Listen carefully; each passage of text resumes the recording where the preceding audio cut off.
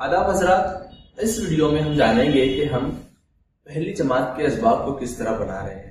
खास तौर से हम इस वीडियो में रियाजी के सबक ऊपर नीचे और पहले बाद में की बात करने वाले हैं। इन सबक में बच्चों को जो अशिया और जो दादात जो सारी चीजें होती है ऊपर या नीचे होती है, जिसको हम अंग्रेजी में पोजीशन भी कहते हैं, तो इसका मुतारुफ किया गया है बच्चों को।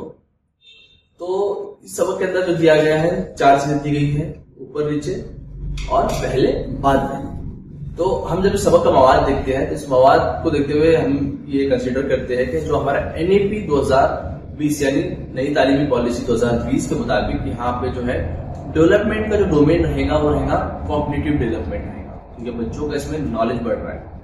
इसी के साथ में हम लोग लैंग्वेज एंड लिटरेचर डेवलपमेंट को भी इसमें इंक्लूड करने वाले हैं, क्योंकि बच्चे अलग अलग नए लफ्ज इसके साथ में सीखने वाले हैं। इसी तरह से जो लर्निंग आउटकम्स है हमारे, जिस तरीके से आपने देखा सबक का जो मवाद है कि बच्चे नीचे ऊपर पहले बाद में जो है अशय की पोजिशंस को या फिर जगह को समझेंगे और सीखेंगे, इस तरीके से होने वाला है। हमारे इस सबक में हम लोगों ने अलग अलग मिसालों का इस्तेमाल किया है। इसी के साथ अपने बच्चों की आसान समझ के लिए और उनकी इस्लाह के लिए और उनके असेसमेंट के लिए अलग अलग टूल्स का इस्तेमाल किया है। जैसे कि हम लोगों ने असेसमेंट के लिए 3 तरीकों का इस्तेमाल किया है। हमारे यहाँ प्रॉब्लम से क्वेश्चन है, वर्कशीट्स है एंड MCQs है।